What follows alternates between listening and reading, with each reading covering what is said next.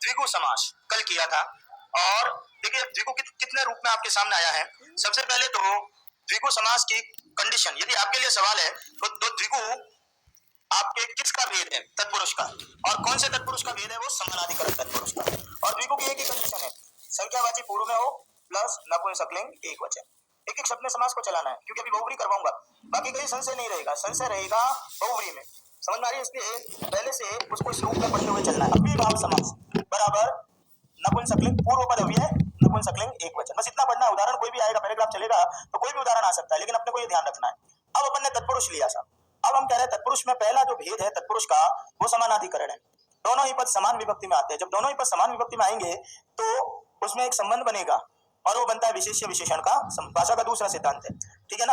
विग्रह जब करते हैं, विग्रह हमारे लिए महत्वपूर्ण नहीं होता है समास में, पर मैं पहले से ऐसी भूमिका बांध रहा हूं ताकि अनुवाद में कोई गलती नहीं हो। और एक संबंध हमने स्थापित कर दिया विग्रह करते समय, क्या किया, जैसा विशेष्य वैसा विशेषण। एक शब्द में द्विगु को याद करना है, संख्यावाची प्लस नपुंसकलिंग एक वचन। लेकिन कुछ शब्द जो प्रसिद्ध हैं, जैसे अष्टाध्यायी, ठीक है, शताब्दी, यदि हम नवरात्रि इत्यादि ये शब्द, पंचवटी, हम उनको चूंकि परिवर्तित तो नहीं कर सकते, इसलिए वो स्त्रीलिंग में होते हुए भी आपको किस रूप में स्वीकार करना पड़ता है, द्विगु के रूप में। और यदि संख्या पूर्व में आ गई और नदीवाचक शब्द हो गया तो वो द्विगु नहीं होगा, वो क्या होगा, अव्यय। बस ये द्विगु को तीन रूप में पढ़ना है। उदाहरण कुछ भी आ जाए, उदाहरण तो मैं भी जैसे आपके संधि के बता रहा ना, वैसे वैसे वैसे 100 उदाहरण लिखूंगा और वही करूंगा कि उत्तर की त्वरितता से आपसे उत्तर मांगूंगा। तो ऐसी स्थिति में आपको देखना क्या है, देखना यह है कि उसके शब्द का लिंग उसके अकॉर्डिंग चल रहा है या नहीं चल रहा। चलिए अब मैं अगला समास आपका कर रहा हूं, वो है कर्मधारय तत्पुरुष समास। कर्मधारय तत्पुरुष समास, कर्मधारय तत्पुरुष समास। हालांकि इसमें बहुत जो है वो नीचे जाके पढ़ाना बहुत मुश्किल बात है, क्योंकि हम तो सूत्रों से चलाते हैं। परंतु सूत्र यदि लिख देंगे तो आपके लिए बड़ी असुविधा हो जाएगी, इसलिए सीधी सीधी बात सरल शब्दों में अपन लिखेंगे। चलिए लिखते हैं कर्मधारय तत्पुरुष समास। सबसे पहले लिखेंगे ऐसा तत्पुरुष, कर्मधारय को लिखना है ऐसा तत्पुरुष जिसमें, ऐसा तत्पुरुष जिसमें प्रथम पद, ऐसा तत्पुरुष जिसमें प्रथम पद कहते हैं शब्द को। अब जिसको ये शब्द समझ में नहीं आ रहा है, अटपटा लग रहा है पद पद, तो वो भले अपनी कॉपी में शब्द लिख दे, क्यों, परंतु समझिएगा शब्द हम प्रयोग नहीं करते, हम प्रयोग किसका करते हैं, पदों का। ठीक है, मैं पद बोल रहा हूं, आपके समझने में असुविधा है तो शब्द लिख सकते हैं, ठीक है ना। ऐसा तत्पुरुष जिसमें प्रथम पद दूसरे पद का, यानी प्रथम शब्द दूसरे शब्द का विशेषण होता है, प्रथम पद दूसरे पद का विशेषण होता है, तथा तथा दोनों में समानाधिकरण होता है, तथा दोनों में समानाधिकरण होता है, दोनों में समानाधिकरण होता है, वह कर्मधारय तत्पुरुष कहलाता है, वह कर्मधारय तत्पुरुष कहलाता है। और कर्मधारय समास में, और कर्मधारय समास में दोनों पद एक ही विभक्ति में रहते हैं। कर्मधारय समास में दोनों पद एक ही विभक्ति में रहते हैं। तो कर्मधारय में दोनों शब्द एक ही विभक्ति, इसीलिए तो इसको कह दिया ये समानाधिकरण है। यदि आप कहोगे कि इसका सूत्र बता दीजिए, तो इसका सूत्र होता है तत्पुरुष समानाधिकरण कर्मधारय। ब्रैकेट में लिख देंगे तत्पुरुष समानाधिकरण, तत्पुरुष समानाधिकरण कर्मधारय, ये इसका सूत्र। ठीक है, अब क्या अर्थ हुआ, देखिए जो अर्थ लिखा है वही आ रहा है। ऐसा तत्पुरुष जिसमें दोनों पद समान अधिकरण वाले हो, दोनों ही पद एक ही विभक्ति में होते हैं, हम उसका नाम क्या करते हैं, कर्मधारय। ठीक है, लिखेंगे आगे। इसके दो भेद हैं, कर्मधारय तत्पुरुष, इसके दो भेद हैं। नंबर एक, पहला भेद लिखो विशेषण विशेष्य, पूरा लिखना है, विशेषण विशेष्य कर्मधारय तत्पुरुष समास। पहला भेद विशेषण विशेष्य कर्मधारय तत्पुरुष समास। देखो ये पूरी लाइन क्यों लिखी आपने, क्योंकि समास पढ़ रहे हो तत्पुरुष, तत्पुरुष में कौन सा पढ़ रहे हो, कर्मधारय, और कर्मधारय का भेद क्या होता है, विशेषण विशेष्य।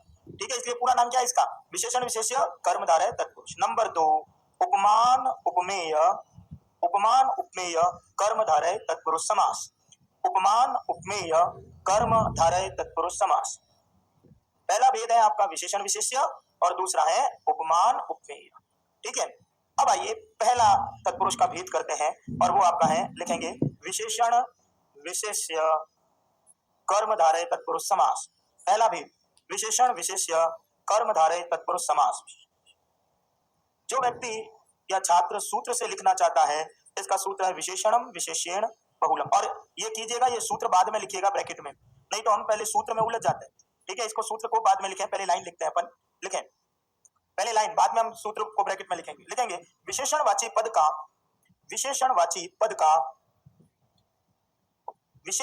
पद के साथ विशेषणवाची पद का विशेष्यवाची पद के साथ कर्मधारय तत्पुरुष होता है। विशेषणवाची पद का विशेष्यवाची पद के साथ कर्मधारय तत्पुरुष होता है। इसमें पूर्व पद मतलब शब्द, पूर्व पद विशेषण होता है और उत्तर पद विशेष्य होता है। पूर्व पद विशेषण और उत्तर पद विशेष्य होता है तथा दोनों में समानाधिकरण होता है। दोनों में समानाधिकरण होता है। समानाधिकरण का मीनिंग पहले से पढ़ लिया कि एक ही विभक्ति होती है। दोनों में समानाधिकरण होता है। आगे लिखें तथा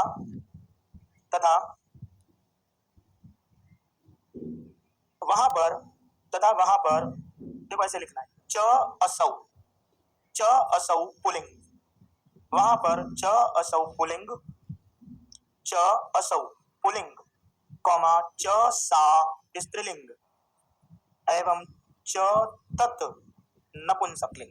देखेंगे च असौ पुल्लिंग, च सा स्त्रीलिंग और च तत् नपुंसकलिंग लगाकर विग्रह किया जाता है। च असौ, च सा और च तत् लगाकर विग्रह किया जाता। लिंग तो तीन ही है ना आपके पास, पहला पुल्लिंग, दूसरा स्त्रीलिंग और तीसरा नपुंसकलिंग। वो कह रहा है कि पुल्लिंग का शब्द होता है तो विग्रह होता है च असौ। मैं बहुत सिंपल से शुरू करूंगा, क्लास 6 से विग्रह को शुरू करूंगा और लास्ट तक पीएचडी तक लेके आ जाऊंगा और सब पढ़ाया हुआ है। मैंने पहले से विषय का ग्राफ मेरा ऐसा ही खींचा है कि आपको ये समझ में आए, इसकी आवश्यकता नहीं पड़े, ठीक है ना। अब मेरे को सिर्फ एक बात बताइए, विशेषण और विशेष्य में अंतर क्या होता है? विशेषण किसे कहते हैं और विशेष्य किसे कहते हैं? जिसकी विशेषता बताई जाए वो विशेष्य है और जो बता रहा है वो विशेषण। ऐसे प्रश्नों का उत्तर अभी मेरे सामने तो दे रहे हो तो ठीक है, कभी इंटरव्यू में नहीं देना, कभी कोई आ जाए ना इंटरव्यू में तो ये उत्तर कभी नहीं देना, ठीक है। हाँ, विशेषण विशेष्य का एक ऐसा धर्म होता है जो विशेष्य के हर समय साथ रहता है। समझ में आ रही है? यदि कह रहा हूँ काला कुत्ता, तो ये जो कालापन जो आप विशेषण कह रहे हो, एक धर्मी संबंध होता है। समझ में आ गई? धर्म जो होता है वो धर्मी के साथ हर अवस्था में विद्यमान रहेगा, कालापन वो उस कुत्ते के साथ जीवन पर्यंत रहेगा। समझ में आ गई? एक संबंध है वहां पर। पहला संबंध होता है धर्म और धर्मी का, दूसरा होता है गुण और गुणी का। समझ में आ रही है? तो गुण एक ऐसा धर्म होता है जो गुणी में हर अवस्था में विद्यमान रहता है। यदि मैं कहता हूं आपकी भूरी चमड़ी, तो ये जो चमड़ी विशेष्य पद है और भूरा उसका क्या होता है? विशेषण होता है। और ये चमड़ी जब तक होगी वो तब तक वो गुणी जब तक होगा तब तक वो अपने गुण को धारण किए रहता है। ये उत्तर नहीं होता है कि जब तक जो विशेष्य बताया जाए, जो इसकी विशेषता बताई जाए, ये उत्तर अब अपन नहीं दे सकते हैं, ठीक है ना। अब आइए चलिए, तो इसका अभी चलो आपने जो उत्तर दिया वही ले लेते हैं पहले तो, कि जिसकी विशेषता बताई जाए वो विशेष्य है और जो विशेष और जिस विशेष्य का गुण कहा जाए वो, इसका मतलब पता है क्या हुआ? आप ये कह रहे हैं कि जैसा विशेष्य होता है वैसा ही क्या होगा? विशेषण। और ये तो अपन शुरू से पढ़ रहे हैं, जैसा विशेष्य वैसा विशेषण, ठीक है भाई। चलिए इसके उदाहरण देखते हैं अब, और इसका पहला उदाहरण लिख रहा हूं अब। नियम और पहली बात तो ध्यान, जहां पर शब्द, यहाँ पर समस्या आएगी और सीधी समस्या क्रैश करेगी बहुव्रीहि को। आपको पूरे समास और समास प्रकरण में एक ही विषय पढ़ना है और वही अस्पष्ट रहता है, और वो ये पढ़ना है कहां पर बहुव्रीहि होता है और कहां पर कर्मधारय है, बाकी सब क्लियर रहेगा। समझ में आ गई? इसलिए ये चीज पहले स्पष्ट करनी है। शब्द जहां पर अपने लिंग को छोड़कर दूसरे लिंग में चला जाएगा वहां पर समास चेंज हो जाएगा। समझ में आ रही? बस इसको ध्यान रखेंगे आप। अब यदि मैं कह रहा हूं श्रेष्ठ बालक, देखो मैं अभी पूरी संस्कृत भाषा मैंने पहले ही बोल दिया, अब आप शब्द जोड़ रहे हो। आप क्या जोड़ रहे हो? शब्द। तो भाई दो शब्द, आप पहले तो शब्द बनाते कैसे हैं? संधि से, वर्णों को मेल करके अपन या प्रत्यय को जोड़कर हम शब्द बनाते हैं। अब आप क्या कर रहे हो? दो शब्दों को मेल रहे हो, मिलान कर रहे हैं, तो दो शब्द मिलते क्या हो जाएगा? समास, ठीक है। अब श्रेष्ठ बालक, बालक कैसा है? और देखो बालक पुल्लिंग का ही होता है और पुल्लिंग में ही पढ़ा है, तो ओरिजिनल में इसका मीनिंग क्या होता है? श्रेष्ठ बालक, खत्म। इसका मतलब कौन सा समास हो गया? ये कर्मधारय। और अपना एक नियम क्या है? नियम अभी मैं धीरे धीरे आगे चलूंगा तो बहुव्रीहि की स्पष्टता होगी। मेरे को बहुव्रीहि में ये मेरे को अंतिम जो आपका है ना यही समझाना है मेरे को, बाकी तो समास क्लियर है। अब यदि मैं इसका विग्रह करता हूं तो अपना एक नियम चलता है, जैसा विशेष्य वैसा विशेषण। मैं बिल्कुल नीचे के लेवल से शुरू कर रहा हूं और लास्ट लेवल तक ले जाऊंगा विषय को। और बालक पुल्लिंग का है तो श्रेष्ठ भी हमेशा कौन से लिंग में जाएगा? पुल्लिंग में। चलिए इसको मैं कर रहा हूं, श्रेष्ठ बालक, पहला विग्रह, श्रेष्ठ बालक इति, जैसा विशेष्य वैसा विशेषण। देखो श्रेष्ठ शब्द को कभी भी हम पुल्लिंग में नहीं लिख सकते हैं। क्यों नहीं लिख सकते हैं? कि वो तो नपुंसकलिंग में चलता है, लेकिन बालक पुल्लिंग है इसलिए श्रेष्ठ भी किस में आएगा? पुल्लिंग। ये क्लास 6 का विग्रह है, परंतु ये विग्रह आपको ये थोड़ी देगा, पेपर बनाने वाला 6 का थोड़ी है भाई, कोई पेपर बनाने वाला तो कोई लेक्चरर होगा, तो वह ये विग्रह नहीं। अभी आपको क्या बोल दिया? कि आप क्या विग्रह करोगे, पुल्लिंग में कौन से शब्द का प्रयोग करोगे। देखो लिखा है आपने च असौ, क्या प्रयोग करोगे, देखते हैं, देखना इससे होगा क्या, इससे होगा क्या कि विशेषण अलग अलग हो जाएगा और विशेष्य अलग। देखते हैं श्रेष्ठ, श्रेष्ठ च असौ बालकः, श्रेष्ठ है यह बालक। देखो विशेषण अलग कर दिया श्रेष्ठ को, और असौ बालक विशेष्य पद आपने अलग कर दिया। लेकिन मैं ये विग्रह भी नहीं, ये क्लास 12th का विग्रह है। अब मैं चाहूंगा नहीं आप ओरिजिनल संस्कृत के विग्रह पर आकर संध्या कर दो, तो ये आया च और विसर्ग पड़ा है, मैं क्या लिख दूंगा श्रेष्ठश्च, और अ मिलके क्या हो गया आ, श्रेष्ठश्चासौ बालक। बस ये अंतिम विग्रह है इसका, इसके आगे तो कोई विग्रह होगा नहीं। अब मैंने ये विग्रह जब किया तो मैंने क्या किया है, संधि तो करिए, देखना कैसे करी, श्रेष्ठश्चासौ संधि बताओ, इष्टुत्व। आपको उत्तर हमेशा सही उत्तर देना, गलत में नहीं चलना, इष्टुत्व है ये। लेकिन मैं आप कह रहा हूं विसर्ग का विग्रह कर दो, श्रेष्ठ और च। फिर मैंने कहा चासौ का विग्रह करो, दीर्घ संधि है, क्या विग्रह होता है च प्लस असौ और बालक। क्या कुछ नहीं किया, किया क्या यहाँ पर हमने किया ये कि श्रेष्ठ जो बालक जो था पहले तो च असौ करके विग्रह कर दिया, और फिर इसी को ही हमने संधि में किया। समझ में आ रही है, तीनों ही राइट है। ये क्लास 6 में पढ़ाया जाता है, ये क्लास 12वीं में, और ये क्लास BA में जब संधि पूरी हो जाती है। अब इसमें नहीं उलझना है, पहला काम यहाँ पर चलना है, ये तो मेरा काम है बताना, ताकि आप पैराग्राफ पढ़ो तो ये चलेंगे, ये चलेंगे वहां पर। अब ये चलेंगे तो आपको ये संधि के शब्द अलग करने आने चाहिए। अब यदि कह दिया कि श्रेष्ठ बालिका, मैं सारी ये लो श्रेष्ठ बालिका, सबसे पहला काम समास आना चाहिए। मैं बहुत सरल भाषा में ले रहा हूँ, ध्यान रखना, फिर धीरे धीरे विषय को संस्कृत में ले जाऊंगा। पहले तो बताओ कौन सा समास है, कर्मधार है, क्योंकि बालिका कैसी है श्रेष्ठ है। चले विग्रह कर दीजिए, जैसा विशेष्य वैसा। अब ये श्रेष्ठ नहीं आएगा, क्या आएगा यहाँ पर श्रेष्ठा बालिका, श्रेष्ठा बालिका। ठीक है, एक ही शब्द समझना होता है संस्कृत में, बाकी तो फिर सारे इसके सिमिलर में चलते रहेंगे। अब मैं कह रहा हूं कि नहीं साहब, आपको विग्रह में थोड़ी क्लिष्टता लाओ, तो देखो क्या स्त्रीलिंग में क्या लिखा आपने च सा, या च सा कहते ही एकदम अलग पता पड़ जाएगा विशेष से क्या है और विशेषण। देखते हैं श्रेष्ठा च सा बालिका। अब यही विग्रह अंतिम है, क्यों है पता है, क्योंकि कोई संधि हो ही नहीं रही है यहाँ, जब नहीं हो रही है तो खत्म बात। समझ में आ रही है, तो ये विग्रह हो गया श्रेष्ठा च सा बालिका, श्रेष्ठ है वह बालिका। अब मैंने कहा तीसरा उदाहरण मधुर फलम, मधु, जहां अटक जाओ ना, जहां पर अपन अटके वहां हिंदी करनी, नहीं तो हिंदी की जरूरत नहीं है। वैसे हिंदी धीरे धीरे डिलीट हो रही है तुम्हारी, मैं खुद कर रहा हूं। फल आपका नपुंसकलिंग में पड़ा है, और फल कैसा है मधुर। अब पहले सामान्य विग्रह कर लो, पहले तो समास क्लियर हो गया, कौन सा समास हो गया कर्मधारय मीठा फल, तो विग्रह करते हैं साहब मधुरम फलम इति, बिल्कुल इजी विग्रह है, कोई समस्या नहीं है। अब कह रहा है कि नहीं साहब मधुरम फलम इति, अब ये कह रहा है कि नहीं ये विग्रह नहीं चाहिए, अपने तो ओरिजिनल संस्कृत के विग्रह पे ले आओ। तो देखो नपुंसकलिंग में क्या लिखा है आपने च तत्, तो विग्रह क्या हो जाएगा मधुरम च तत् फलम, मीठा है वह फल। समझ में आ रही है क्या लिख रहे हो। अब ये विग्रह किसका हो गया पुल्लिंग का, ये किसका हो गया स्त्रीलिंग का, ये किसका हो गया नपुंसक। ठीक है, एक बार तीनों उतारे, फिर मैं थोड़ा विषय को ऊपर लेता हूँ, थोड़ा हल्का सा, फिर बहुब्री में लाऊंगा। कुछ नहीं तुम तो अभी, अरे ये तो संस्कृत में पाणिनि की जो विधि है ना, और कात्यायन की कौन सी विधि होती है कंठस्थीकरण, पेन कॉपी के हाथ ही नहीं लगाते हैं वहां पर। ठीक है, ये जो तुम कर रहे हो ये संस्कृत का विरोध है, खोटा काम कर रहे हो तुम, लिख रहे हो, हम लिखाने में विश्वास ही नहीं करते हैं, सीधा मौखिक रूप से चलता है। तभी तो ये पता पड़ रहा है कि ये लिंग के आधार पर 2-3 दिन से बोल रहा हूँ कि जिस किसी विद्यार्थी को वचन और लिंग का ज्ञान होता है वो भाषा को पूरी तरह से समझ पाता है। अरे हमको तो अभी यही नहीं, अभी सुबह है ना 3 घंटे लग गए हिंदी के 3 शब्द वाक्यों को अशुद्धि संशोधन कराने में, और अशुद्धि 3 घंटे से पढ़ा रहा हूँ, और वाक्य कितने 3, क्योंकि पता ही नहीं है कौन सा शब्द कौन से लिंग में चल रहा है। हम तो उलझे हुए रहते हैं संधियों में, समास में, जो बेसिक चीजें हैं वो तो हमको पता ही नहीं है। तो पहले अपनी बेसिक चीजों को मजबूत करो। ठीक है भाई, चलिए अब थोड़ा सा ऊपर लेते हैं विषय को, ये तो इजी हो गया। अब आइए इसी को ही ले रहा हूँ।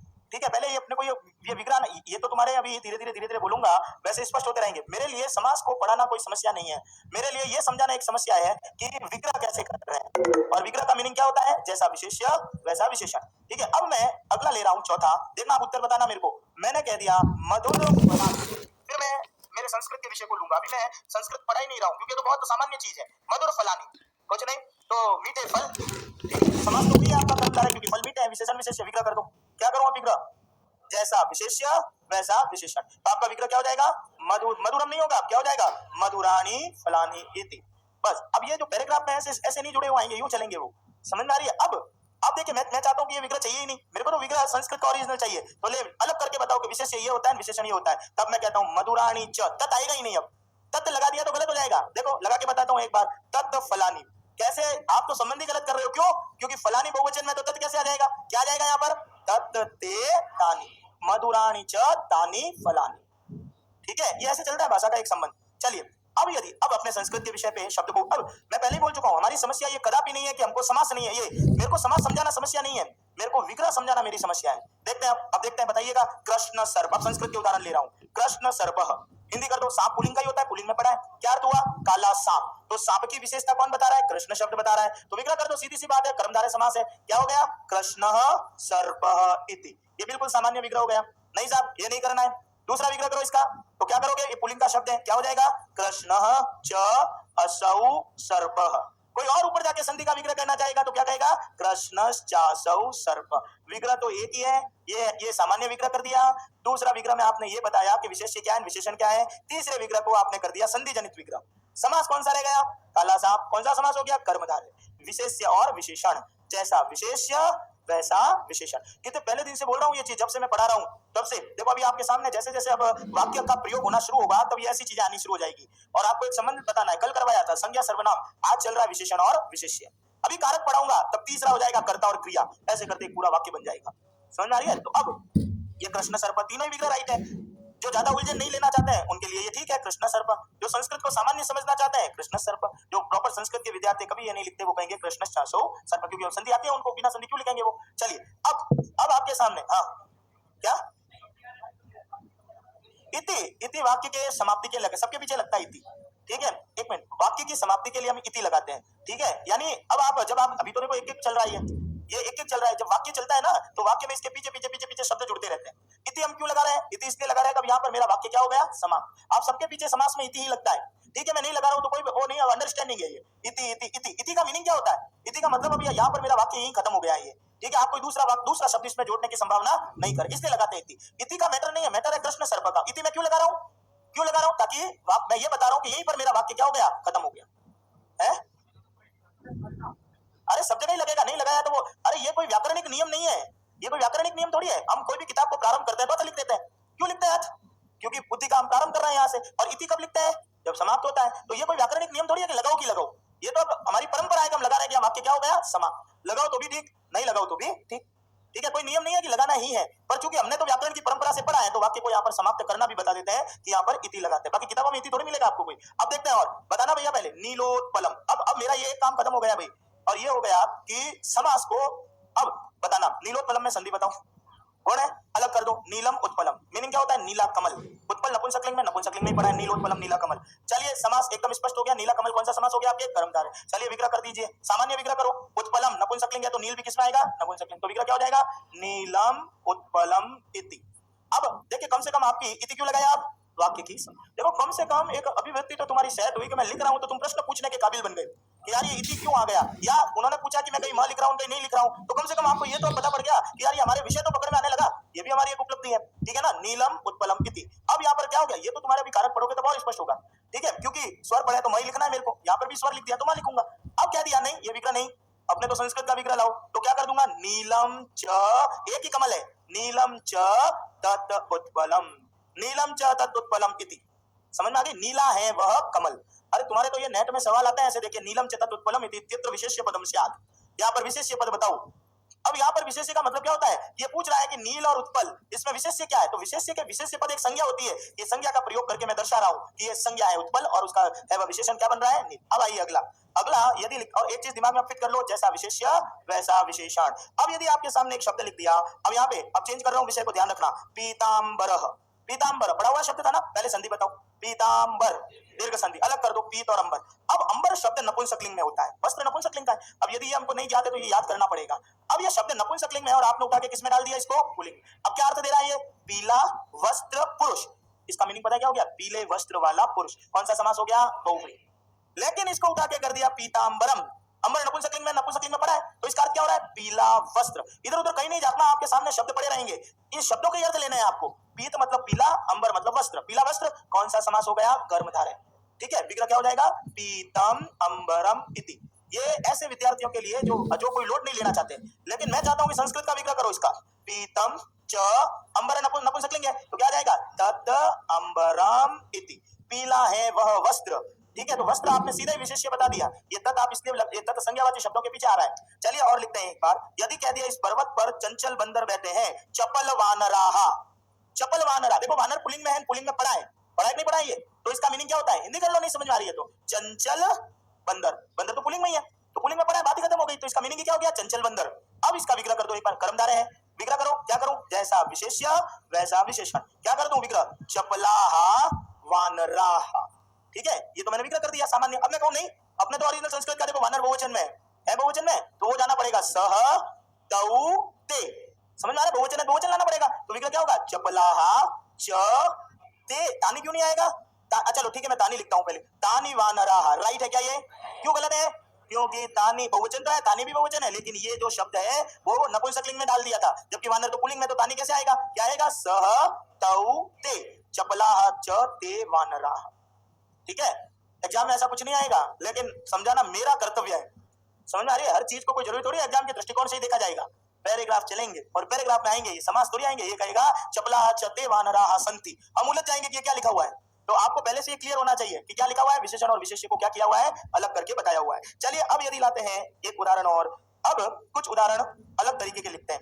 यदि मैंने कह दिया उदाहरण चंचल प्रकृति ही, मेरे को है ना ये संस्कृत से अतिरिक्त उदाहरण लिखने पड़ रहे हैं। अब देखना भी, चंचल प्रकृति, पहले तो चंचल में संधि बताओ, दीर्घ वृद्धि यण और पर सवर्ण। ठीक है, पर सवर्ण। प्रकृति उपसर्ग बताओ, धातु बताओ और प्रत्यय बताओ। तो ये प्रकृति शब्द कौन से लिंग में हो गया? तो अब नियम क्या है? जैसा विशेष्य वैसा विशेषण। प्रकृति हमेशा स्त्रियों की चंचल होती है, क्योंकि प्रकृति होती है उसी में। तो अब विग्रह क्या करूं? बोलो, चंचला प्रकृति करूं कि चंचला प्रकृति करूं? क्यों? क्योंकि जैसा विशेष्य वैसा विशेषण। तो आपका क्या हो जाएगा? चंचला प्रकृति ही। ये समझ में आ रही है कैसे हुआ? ये प्रत्यय पर हो गया। अब मैंने कहा नहीं, इसका संस्कृत का विग्रह करो, चंचला च सा प्रकृति। चंचल है उसकी प्रकृति। जब प्रकृति चंचल होती है तो फिर मन भी बड़ा ही क्या होता है? चंचल। ये सृजन है ना नासदीय, वो ये कह रहा है ना सतासीत ना सतासीत, प्रकृति और मन के संयोग से ही संरचना हुई है जगत की। समझ में आ रही है? तो अब मन, मन कौन से लिंग में होता है? 50 बार पढ़ा चुका हूं। कौन से? पुल्लिंग में। तो जैसा विशेष्य वैसा विशेषण। अलग कर दो फिर, पुल्लिंग में तो क्या हो जाएगा? चंचल च, तानी करूं तो पहले कॉमन कर दो, चंचल मनः। ये तुम्हारे काम का विग्रह, तुम्हारे आराम से समझ में आ रहा है। लेकिन अब मैं करूंगा चंचल, छोड़ दिया साहब मनः, भरो इसमें। ऑप्शन दे रहा हूं, वरना तानी च सा च तत् या च असौ। चंचल है वह मन, जैसा विशेष्य वैसा। और यदि इसको और आगे ले जाना चाहते हो तो क्या हो जाएगा? चंचलस् चासौ मनः। ये ऐसे मैंने तीनों तरीके बता दिए, बिल्कुल सामान्य विग्रह। विग्रह में नहीं उलझा रहा हूं भाई, समस्या हमारी समास की तो ही कहा। समास के लिए तो मैं पहले ही बोल चुका हूं कि समास में पड़े हुए शब्द ही अपना अर्थ देंगे और समास का निर्धारण आपको लिंक से करना है। अब आपकी समस्या तो हो गई विग्रह पे, ये च सा कहां आ रहा है? आपको कुछ समझ में आया कैसे पढ़ा रहा हूं? समझ में ये नहीं आ रहा कि जो मैं चला रहा हूं विषय, हमारा सबसे जो कमजोर पक्ष होता है वो क्या होता है? सर्वनाम। संस्कृत और हिंदी में दोनों में जो कमजोर पक्ष होता है ना, हम इसको बहुत हल्के तरीके से लेते हैं, जबकि हर शब्द के आगे और पीछे सर्वनाम का प्रयोग होता है। ठीक है ना, देखिए आपके सामने लिख दिया ये मैंने। चलिए, तो कौन सा समास कर दिया अभी? विशेषण और विशेष्य। अब आइए दूसरा, और एक चीज क्लियर कर दीजिएगा, क्या कि जहां पर शब्द अपने लिंग को छोड़ देता है वो शब्द हमेशा ही बहुव्रीहि में ही जाएगा। अभी बहुव्रीहि के 50 उदाहरण में कर्मधारय में डाल के बताऊंगा। ठीक है, कर्मधारय के उदाहरण बहुव्रीहि में इसलिए नहीं डाल रहा हूं कि वहां पर आपको फिर सीधा उत्तर मिलना शुरू हो जाएगा। ठीक है, चलिए अब आइए अगला समास है उपमान। अच्छा, ये जिन्होंने भी इसको सूत्र नहीं लिखा है इसका विशेषण विशेष्य का, लिखा दिया? लिखाना है? नहीं लिखा है तो नोट कर लो ब्रैकेट में, विशेषणम विशेष्येण बहुलम। ये ब्रैकेट में लिख दो भैया, विशेषणम विशेष्येण बहुलम। सीधा सा अर्थ है, जो लिखा है वही अर्थ आ रहा है। विशेषण का विशेष्य के साथ क्या होता है? समास। ये इसका सूत्र है, सूत्र जरूरी है लिखना। ठीक है, विशेषणम विशेष्येण बहुलम। चलिए अब चलते हैं अगले समास के ऊपर, कर्मधारय का दूसरा भेद, और वो कौन सा है? उपमान उपमेय कर्मधारय तत्पुरुष समास। हेडिंग लगाएंगे, उपमान उपमेय कर्मधारय तत्पुरुष समास। हाँ, उपमान उपमेय कर्मधारय तत्पुरुष समास। अर्थ लिखो। पहले संस्कृत का मैं लास्ट में जाके स्पष्ट करा रहा हूं, पहले हिंदी वाली बातें लिखा रहा हूं आपको। लिखेंगे उपमानवाची शब्दों का, उपमानवाची शब्दों का उपमेयवाची, उपमानवाची शब्दों का उपमेयवाची शब्दों के साथ, उपमेयवाची शब्दों के साथ कर्मधारय तत्पुरुष समास होता है। उपमानवाची शब्दों का उपमेयवाची शब्दों के साथ कर्मधारय तत्पुरुष समास होता है।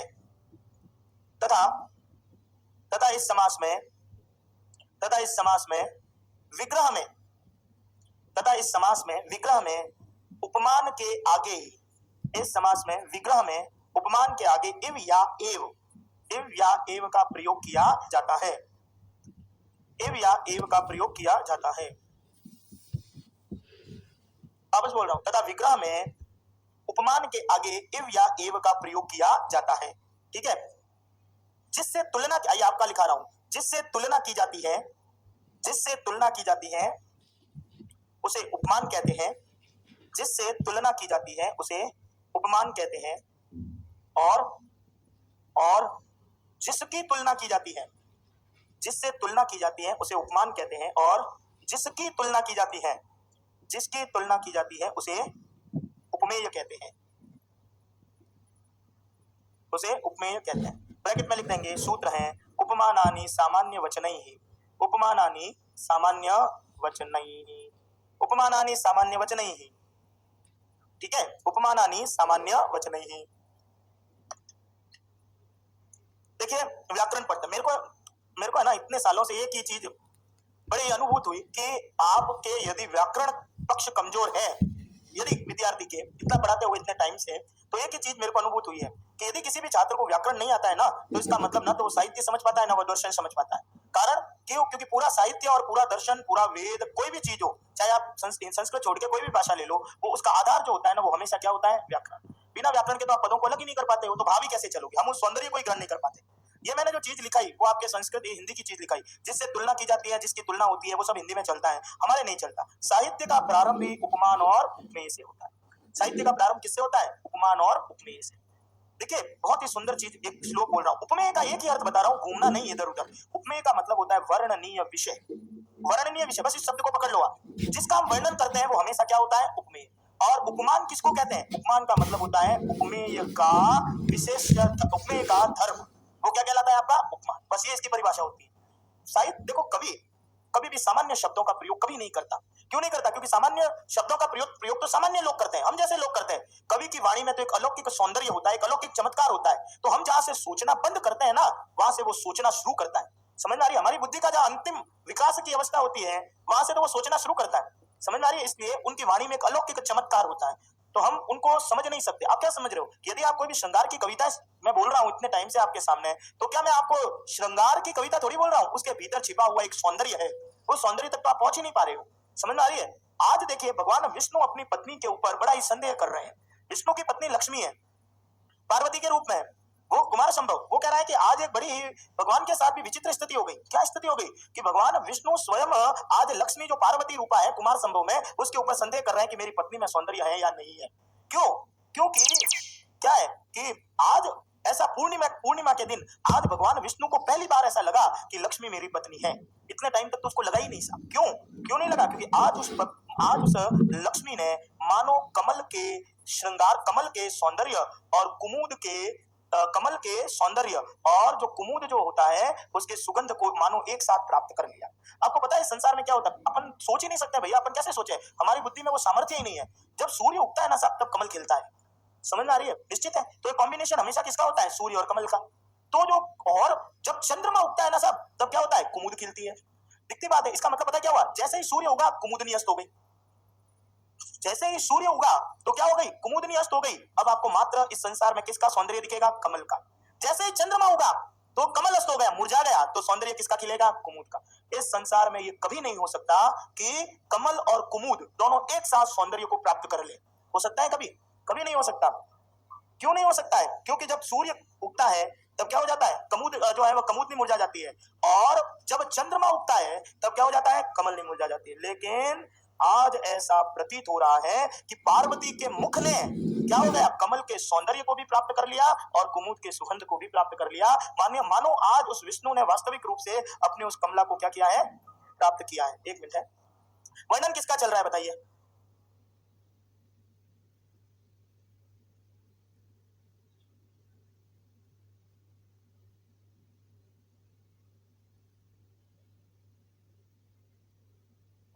चलिए अब क्या हुआ? अब देखिए क्या हुआ। वर्णन किसका चल रहा है? पकड़िए, किसका वर्णन कर रहा हूं मैं? कमल का या कुमुद का कर रहा हूं या लक्ष्मी का कर रहा हूं? तो मेरा उपमेय विषय क्या हो गया? लक्ष्मी।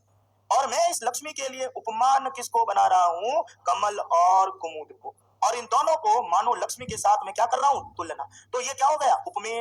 अब ये लक्ष्मी ना तो कभी कमल बन सकती है और कमल कभी लक्ष्मी नहीं बन सकता, ये भी बात निश्चित है। ये तो कवि के कहने की क्या हो गई? एक रीति। जहां पर और इसलिए हम कहते हैं पार्वती का मुख चंद्रमा के समान सुंदर है। पार्वती का मुख चंद्रमा ही है, तो इसका आप देखो, अपन अंधे थोड़ी है, दिखा है ना ये पार्वती का मुख चंद्रमा के समान सुंदर, आपका पूरा साहित्य इसी में समान सुंदर है। तो आप पता है क्या कह रहे हो, पार्वती का मुख अलग है और चंद्रमा अलग है, पहले से ही आप कह रहे हो पार्वती अलग है, सामने चंद्रमा अलग है। तो जैसा चंद्रमा सुंदर है वैसे पार्वती सुंदर है। वर्णन किसका हो रहा है, पार्वती का नहीं, किसका हो रहा है, पार्वती के मुख का। ये आपका उपमेय हो गया, और इसकी तुलना किससे कर रहे हो, चंद्रमा। ये उपमान और उपमेय का क्या हो गया, और ये संबंध हो गया, और आप इसको क्या बोलते हो, उपमान उपमेय तत्पुरुष। चलिए लिखेंगे, समझ में आ गई बात क्या लिखा है। अब इसलिए यहाँ तुलना पक्ष प्रधान होता है, हमेशा लिख दो एक लाइन और लिखें, इस अलंकार में नहीं, अलंकार क्या, इस समास में उपमान और उपमेय के मध्य तुलना का भाव प्रधान होता है। इस समास में उपमान और उपमेय के मध्य तुलना का भाव प्रदान होता है, और तुलना के लिए इस समास में उपमान और उपमेय के मध्य तुलना का भाव प्रदान होता है, और तुलना के लिए हम उपमान के आगे इव का प्रयोग करते हैं। तुलना के लिए हम उपमान के आगे इव का अर्थ होता है समान, इव का प्रयोग करते हैं। चलिए, और देखिए मान के चलिए, ये जितने भी आप अलंकार कहोगे, ये वाले अलंकार क्या यार, क्या बोलते हैं इसको, समास, ये जितना, क्योंकि ये अलंकार के द्वारा ही प्रकट होता है ना, तो ये अलंकार आता है, ये जितना भी शब्द होगा उसमें इव आएगा ही, और ये हमेशा बहुव्रीहि में जाएगा 90% क्योंकि जब आप तुलना करोगे तो कोई कोई नवीन शब्द के साथ जाएगा। देखते हैं, अभी मैंने लिख दिया घनश्याम, आपको करना क्या है, आप इसकी, हालांकि मेरे को कहना नहीं चाहिए लेकिन फिर भी बोलना पड़ेगा कि आप एक बार इसकी हिंदी करो। घन का मतलब, घन मतलब, और श्याम मतलब, बादल काला क्या होता है, मीनिंग क्या होता है, बादलों के समान काला। अब बादलों के समान काला पुल्लिंग है साहब, कौन है, कृष्ण। तो ये एक्चुअल में यहाँ पर हो क्या रहा है, ये समास किस में जा रहा है आपका, बहुव्रीहि, समझ। लेकिन बहुव्रीहि से पहले कौन सा समास आ रहा है, कृष्ण को घनश्याम क्यों कह रहे हो आप, क्योंकि वो बादलों के समान श्याम है। तो यहाँ पर जो समास बोला जाता है वो बोला जाता है आपका उपमान उपमेय मिश्रित बहुव्रीहि, लेकिन एग्जाम में दोनों आएंगे। समझ में आ रही है मेरी बात। यही तो एक संस्कृत की विशेषता है कि वहां पर वो इफ और बट वाला मामला नहीं है। मैं ये थोड़ी कह सकता हूँ कि वाक्य आएगा तब मैं पता करूंगा कि कौन सा है, या तो उत्तर सामने है। अब ये शब्द पढ़ा है, आप तो उत्तर बताओ कि ये पीताम्बरा में कर्मधारयण बहुव्रीहि है, बस एक ही होगा उत्तर तो राइट। इस समास को खोल कहां से रहे हो आप, कृष्ण तो बहुत बाद में आ रहा है भैया, पहले खोल कहां से रहे हो, बादलों के समान श्याम। तो पहले कौन सा समास आ रहा है यहाँ पर, कर्मधारय, इसलिए इसको किस में रखा जाता है, कर्मधारय। फिर ये बहुव्रीहि में जा रहा है, तो इसका विग्रह क्या होता है, घन एव श्याम, ये बन गया इसका विग्रह। अब देखो ऑटोमेटिक रूप से विग्रह बनेगा। अभी आपने क्या लिखा कि इव का प्रयोग हम हमेशा किसके आगे करते हैं, उपमान के आगे। तो घनश्याम में उपमान कौन है, घन, बादल के समान, तो उपमान क्या हो गया, उपमान यानी विशेषता, भाई विशेष्य तो आपका ये हो गया, लेकिन किसके समान बता रहे हो, बादल के समान। तो आपका उपमान पद क्या होता है, घन, श्याम थोड़ी है। देखते हैं नहीं समझ में आया तो अगला उदाहरण, वहां ज्यादा स्पष्ट होगा। बहुव्रीहि, ये कौन सा होगा, कर्मधारय मिश्रित बहुव्रीहि, लेकिन खोल किससे रहे हो, कर्मधारय से। देखो मान लो नहीं आया समझ में, अपन नीचे से कोशिश करते हैं, एक और उदाहरण देखते हैं जिससे समझ में आ जाए। यदि मैं कहता हूं नवनीत कोमलम, नवनीत कोमलम, नवनीत किसको कहते हैं भैया, मक्खन को, मक्खन को, घी नहीं, घी को घृत कहते हैं, चलो मक्खन। और कोमल किसको कहते हैं, कोमल। तो मीनिंग क्या होता है, मक्खन कोमल क्या होता है, मक्खन के समान। पर यह बहुव्रीहि नहीं है, देखो है क्या बहुव्रीहि नहीं है, क्यों नहीं है, क्योंकि यहाँ पर तो नपुंसकलिंग में पढ़ा है, तो कोई पुल्लिंग का बोध करा रहा है, कोई स्त्रीलिंग का, तो शुद्ध किसमें आ गए आपके। ये चीजें आपको कहां से पता पड़ रही है, कहां से, इस शब्द के लिंग से। तो इसका और विग्रह क्या होगा, जैसा विशेष्य वैसा विशेषण। तो विग्रह क्या हो जाएगा, नवनीत के समान कोमल, नवनीतम इव कोमलम। ठीक है, अब देखो, अब यहाँ पूछ रहा हूं, बताओ विशेष्य क्या नहीं, उपमान क्या है, उपमेय क्या। उपमेय यानी वर्णन किसका हो रहा है, कोमलता का, और उसके लिए उपमान किसको बना रहा है, मक्खन को। ये यहाँ से पकड़ में आया, ऊपर से नहीं आ रहा है। तो किसी विद्यार्थी को ये भी नहीं आया तो एक और तीसरा उदाहरण देखते हैं साहब। ये देखो चंद्रमुखः, ये लो मैंने लिख दिया चंद्र, अब यदि मुखा कर, ये मुखी कर दिया, लो चंद्रमुखी, पिक्चर में आई थी चंद्रमुखी है ना। चलो तो ये देखो चंद्रमुखी कहते हैं, किसका बोध हो रहा है, बहुव्रीहि, सीधा बहुव्रीहि हो गया। समझ में आ रही है मेरी बात क्या कह रहा हूँ, ये सीधे बहुव्रीहि में गया। लेकिन चंद्रमुखी को चंद्रमुखी क्यों कह रहे हो, हिंदी करो, चंद्रमा के समान मुख। तो ये पहले कौन सा समास लग रहा है, पहले कर्मधारय, और बाद में कहा जा रहा है ये, एग्जाम में दोनों ही आएगा। बताओ ये बहुव्रीहि है कि कर्मधारय, समास किससे खोल रहे हो, कर्मधारय से, फिर बहुव्रीहि आ रहा है। इस चीजों को पकड़ना, यही चीजें जो बेसिक चीजें होती है। चंद्रमुखी स्त्रीलिंग में है नहीं है, है तो ये स्त्रीलिंग में चला गया, इसलिए कर्मधारय, ये कर्मधारय मिश्रित बहुव्रीहि होता है। जब हम पढ़ाते हैं ना, जब फर्स्ट ग्रेड में, तो ये नहीं पढ़ाते कि कर्मधारय, हम क्या लिखते हैं, कर्मधारय मिश्रित बहुव्रीहि। अब यदि इसको मुखी को हटा दूं मैं, देखना, और मैं लिख रहा हूं चंद्रमुखम, कोई नहीं, ये सीधा सा कौन सा समास है, ये कर्मधारय है। अब इसका मीनिंग क्या हो रहा है, चंद्रमा के समान मुख, कोई पुरुष में कोई स्त्री। तो विग्रह क्या हो जाएगा, चंद्रम एव मुखम इति। हाँ बोलो, हाँ हाँ, इतनी देर से यही बोल रहा हूं मेरे भाई कि जब ये दोनों आए, और दोनों आएगा नहीं, आएगा ही, ये आप तो ये संशय निकाल दो कि आएगा क्या, आएगा नहीं। यदि ये प्रश्न आना है तो ये ही आएगा, कि ये कर्मधारय है या बहुव्रीहि है, क्योंकि यहाँ पर भाषा में स्पष्टता है, अस्पष्टता वाली चीज ही नहीं है, तो ये तो दोनों ही आएगा। मैं तो पहले ही बोल रहा हूँ ना, दोनों आएगा। और उत्तर क्या दोगे? इतनी देर से यही तो रामायण बोल रहा हूँ आपके सामने। क्या उत्तर क्या दोगे आप? कर्मधारय। क्यों? क्योंकि आप पहले गण और श्याम को मिला रहे हो, तो जब गण और श्याम को मिला रहे हो तो इसका मीनिंग क्या होता है? नहीं कृष्ण नहीं, कृष्ण तो भाई मैडम यहाँ से आ रहा है, पहले इसको मिला रहे हो गण और श्याम को, तो मीनिंग बताओ गण और श्याम का क्या होता है? बादल के समान श्याम, और कृष्ण तो यहाँ से आ रहा है, ये कृष्ण अर्थ आ रहा है। अब ये देखो, ये इसीलिए तो इतनी देर से यही तो बोल रहा हूँ आपको। यदि मैंने कह दिया चंद्रमुखी, अरे ये तो बहुत बात की बात है, पहले शब्द किसको मिला रहे हो? चंद्र और मुख, पूरा चंद्रमुख को मिला रहे हो, तो अर्थ क्या हो रहा है? चंद्रमा के समान मुख। समझ आ रही? अब मैं ध्यान यहाँ दे रहा हूँ मुखी, तो अब मैं किसमें आ गया? बहुव्रीहि में। पहले कर्म, जहां कहीं कर्मधारय होगा वो 90% स्थान पर बहुव्रीहि में ही जाएगा, क्योंकि आप उपमान और उपमेय जब कह रहे हो तो किसके लिए कहोगे? कोई न कोई संज्ञा के लिए तो कहोगे आप, नहीं तो किसके, ऐसे थोड़ी कहेंगे कोई। समझ में आ रही है? इसलिए एग्जाम में दोनों ही आएंगे, लेकिन आपको ध्यान रखना है कि जिस समास को सर्वप्रथम अपन खोलेंगे वो लिया जाएगा। घनश्याम में यदि बहुव्रीहि आ गया तो बढ़िया है, यदि कर्मधारय आ गया तो और बढ़िया, लेकिन दोनों साथ में आएंगे तो उत्तर क्या होगा? कर्मधारय। क्योंकि आप कर्मधारय के लिए बोल रहे हो, हिंदी मतलब बीच में, हिंदी में घनश्याम पता ही नहीं पड़ रहा है कि वो कर्मधारय के बहुव्रीहि है, वो बोलेगा कि वाक्य आएगा तब बताऊंगा मैं।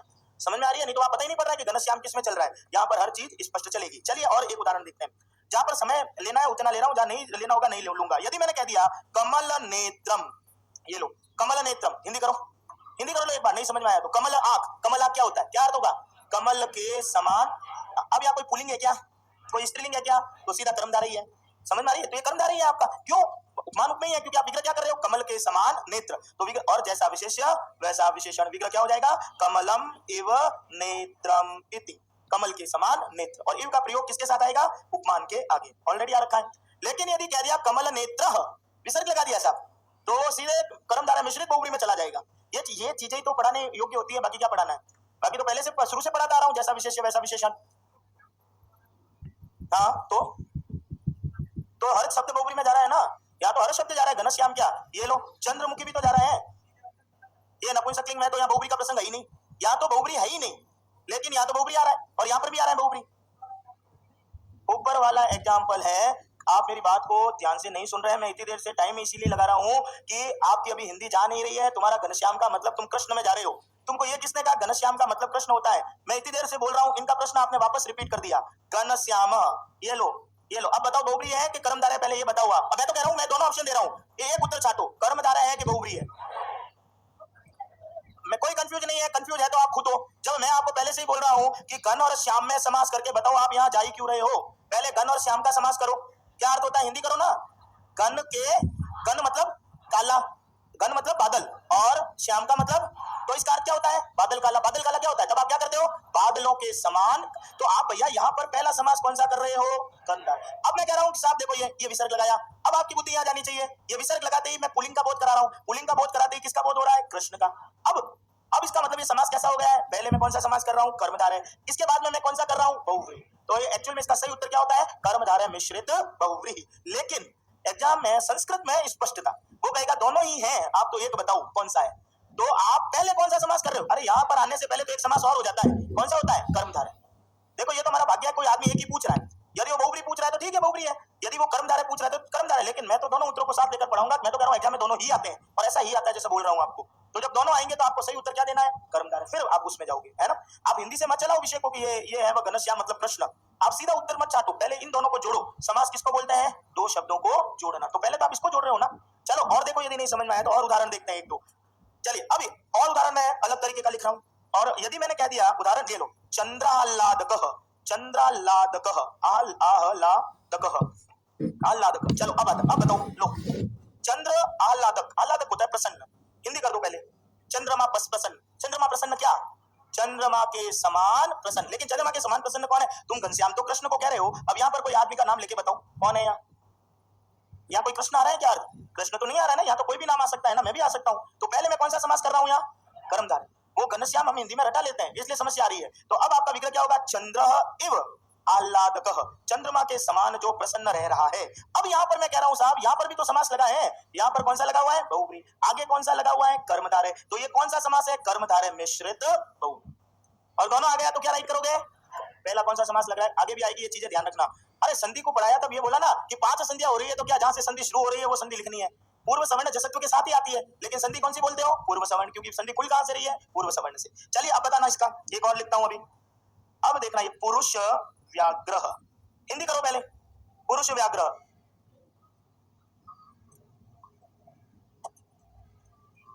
हिंदी कर दो।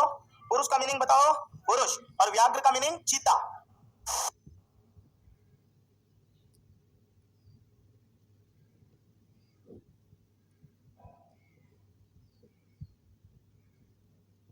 चलो अब इसका अर्थ बताओ। पुरुष व्याघ्र को हिंदी करो ना। पुरुष व्याघ्र मतलब चीता। देखो हमारी समस्या क्या है, जो संशय उत्पन्न नहीं होता हम पहले तो उत्पन्न करते हैं, फिर हम खुद उस समस्या को उत्पन्न करके समस्याओं को उत्तर ढूंढने का प्रयास कर रहे हैं। समझ में आ रही है? तो समस्या है ही नहीं, अब जबरदस्ती उसमें विषय, इसीलिए तो उदाहरण लिखा। इसकी हिंदी करके बताओ क्या अर्थ होता है। पुरुष और व्याघ्र कहते हैं चीते को, बोलो क्या अर्थ होता है। पुरुष चीता क्या होता है? पुरुष के समान चीता लिखोगे तो क्या लिखोगे? तो आपने ईव का प्रयोग किसके साथ कर रहे हो आप? उपमान के साथ। अब इसका विग्रह करके बताओ। इसका विग्रह करो। मैं पुरुष ईव व्याघ्र करूं कि व्याघ्र ईव पुरुषा करूं? आपने लाइन लिखी है कि ईव का प्रयोग हम कहां पर करते हैं? उपमान के आगे। समझ में आ गई? तो इसका विग्रह क्या हो जाएगा? व्याघ्र एव पुरुषः। ये पुरुष कैसा है? व्याघ्र। अब आप बताओ, ये फिर बहुरी में आ गया साहब। बहुरी में है ये क्यों? क्योंकि आप क्या कह रहे हो कि व्याघ्र के समान पुरुष, तो पुरुष तो कोई तीसरा आदमी है ना। समझ में आ रही है क्या बोल रहा हूं? ये राजा दिलीप के लिए शब्द का प्रयोग किया, लेकिन पहले यहाँ पर क्या है? कर्मधारय, क्योंकि उस पुरुष की तुलना किससे की गई है? फिर मैं कह रहा हूँ वो पुरुष कौन है? कि दिलीप है। तब मैं कह रहा हूँ ये कर्मधारय मिश्रित क्या हो गया? बहुव्रीहि। समझ में आ रही है? तो कहने का तात्पर्य ये होगा कि उपमान और उपमेय जब भी आएगा वो हमेशा किसके साथ आएगा? बहुव्रीहि के साथ। 90% स्थान पर जब अलग अलग आ जाए, जब तो लफड़ा ही नहीं है कुछ, लेकिन जब दोनों साथ में, फर्स्ट ग्रेड में, सेकंड ग्रेड में विषय के विषय होता है ना, तब जब विषय होता है तो हमेशा कैसा आता है? साथ में ही आता है। अलग पेपर बनाने वाला संस्कृत का ही होता है, तुम्हारे हिंदी का थोड़ी होता है जो ये सोचेगा कि यार दोनों साथ में क्यों दूं। समझ में आ रही है? वो तो अपने बात अपने मेरे को कोई कहेगा तो मैं तो हमेशा साथ में ही दूंगा, ये अलग अलग थोड़ी दूंगा कोई मैं। भाई मेरे को ऐसे विद्यार्थी को बाहर लाना है रीड में जिसको संस्कृत आती है, ऐसे को थोड़ी लाना जाओ। सारे घोड़े गधों को शामिल करना थोड़ी है कि सबके 30 में से 30 आ जाएंगे। समझ में आ रही है मेरी? तो अपने को सीधी बात तो यह है कि जो विषय पकड़ जो होती है ना उस पर मजबूत रखो। हम घनश्याम कृष्ण में जा रहे हैं क्योंकि हिंदी वाला पढ़ा के चला गया घनश्याम कृष्ण को कहते हैं, लेकिन हम ये भूल रहे हैं कि घनश्याम को कृष्ण क्या क्यों रहे हैं? क्यों कह रहे हो घनश्याम को कृष्ण क्यों कह रहे हो? पाती को तो नहीं बोलते हो घनश्याम, उसको क्यों बोलते हो? काला तो है, किसके समान काला है वो? तो आप घनश्याम के लिए कृष्ण का प्रयोग क्यों कर रहे हो? बादलों के समान काला। तो बादल के समान में तो समास बताओ कौन सा है? पहले दो शब्द को जोड़ा तो समास हो गया ना। तो घनश्याम में ये लो, घनश्याम में आप कह रहे हो बादल के समान काला, तो ये इसमें के समान में कौन सा समास होगा आपका? कर्मधारय। तुलना कर रहे हो ना आप, तो फिर आप यहाँ पर कृष्ण ला रहे हो। इन चीजों को थोड़ी स्पष्टता के साथ पढ़ना है, ध्यान रखिएगा। संस्कृत में ऐसे ही विषय चलता है।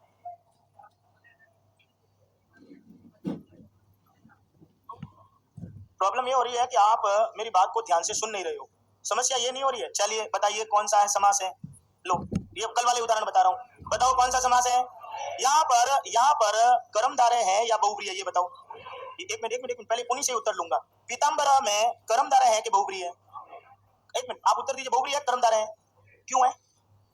अरे मेरे कहने से नहीं है यार, मैं तो कल आके तीसरा कह दूंगा, अभी मान लो। मेरे को स्पष्टता चाहिए विषय में। क्यों? क्योंकि ये किसमें आ गया? पुल्लिंग में। एक मिनट, क्योंकि ये किसमें आया है? पुल्लिंग में। ठीक है, अब इसको दो शब्दों को अलग करो एक बार।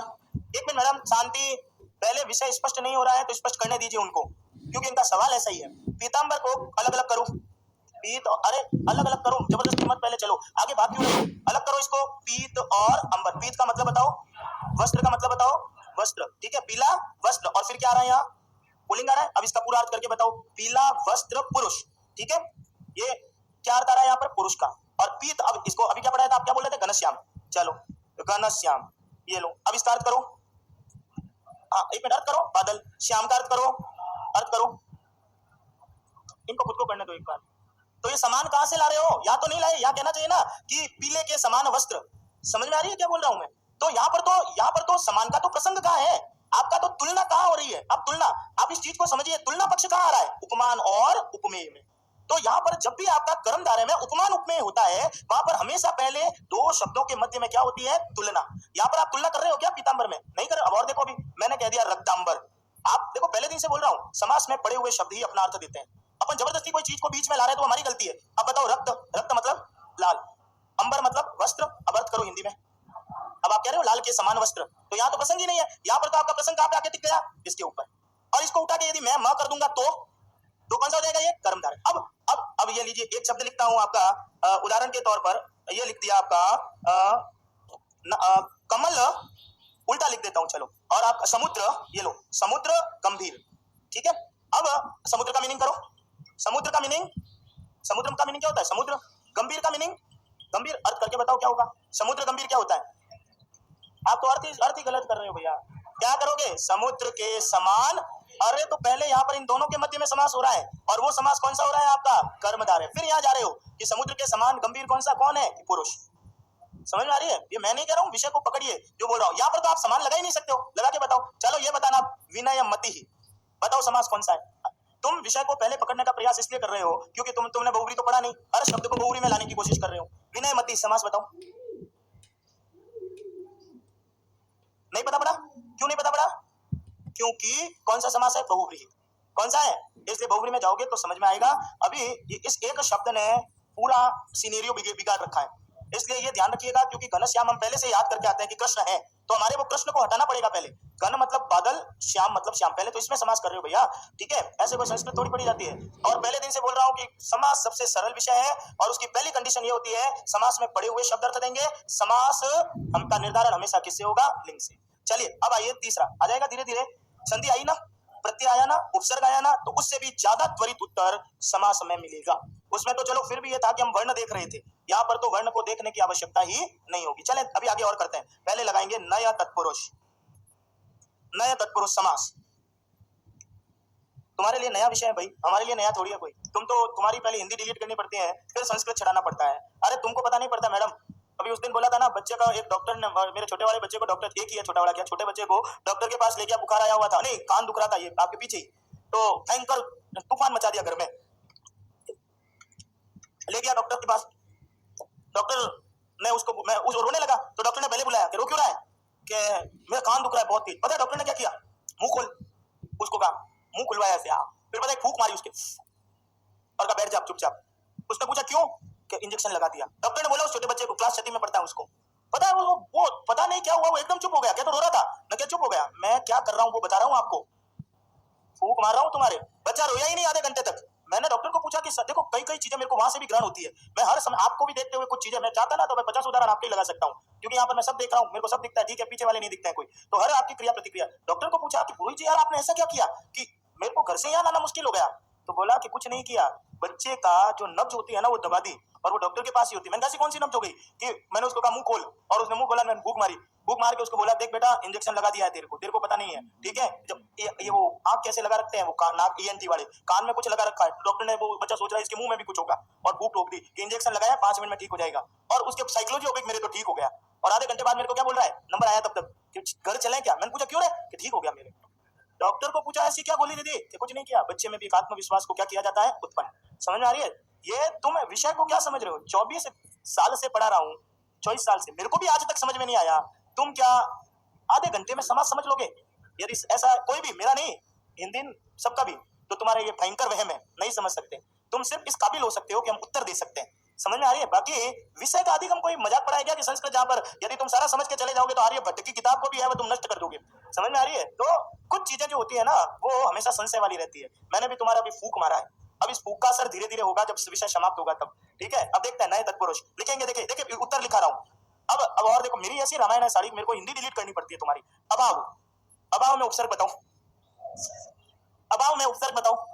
अब देखो ये, अब मैं बोलूंगा कि उपसर्ग है ही नहीं। अभाव में उपसर्ग है क्या? है कि नहीं है? असत्य, उपसर्ग बताओ। यहाँ पर भी है उपसर्ग है। अरे तुम है ना, अधर्म, उपसर्ग है क्या? नहीं है? चलो ठीक, अगर नहीं है तो है क्या यहाँ? चलिए लिखेंगे, ये समास है जिसका नाम होता है नया तत्पुरुष समास। और नया तत्पुरुष समास हमेशा ही क्या करता है? निषेध। और नए तत्पुरुष में आपको 2 चीज मिलेगी, अ और अन।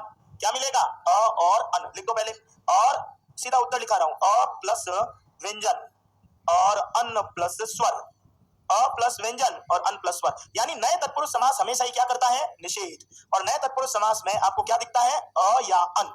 अब सवाल ये कहा अ लगता है, इनका अन लगेगा, करेगा तो ये निषेध, लेकिन लगेगा कहा कि जब पीछे व्यंजन होता है तब क्या लगता है? अ, और पीछे स्वर होता है तो क्या लगता है? अन। ठीक है?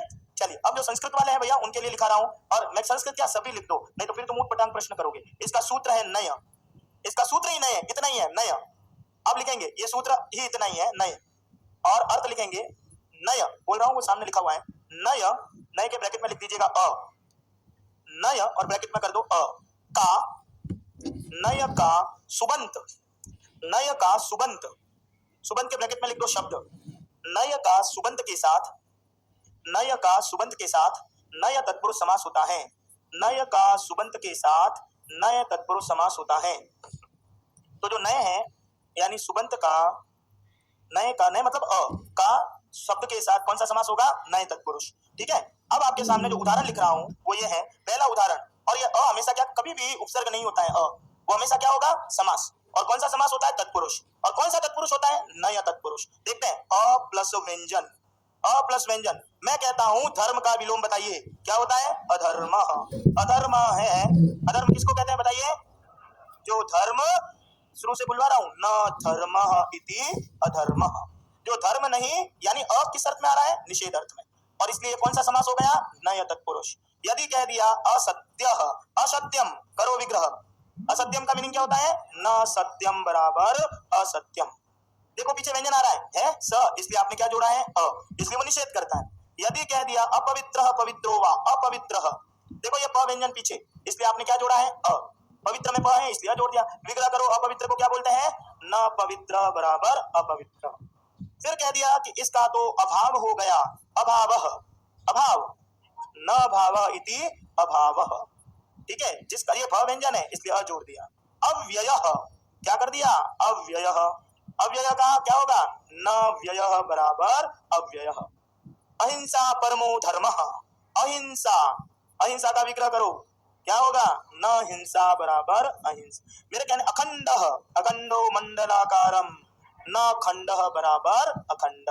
पीछे व्यंजन आ रहा है इसलिए आपने क्या जोड़ दिया? अ। और करेगा क्या? निषेध। और समास कौन सा होगा? कोई उपसर्ग नहीं है। कौन सा समास होता है? नय तत्पुरुष समास। तत्पुरुष है ये। ठीक है, अब व्यंजन आया तो आपने क्या जोड़ दिया? अ। और स्वर आएगा तो क्या जोड़ोगे? अन। स्वर आएगा तो क्या जोड़ दोगे? अन। तो आपका दूसरा टॉपिक होगा अन प्लस स्वर।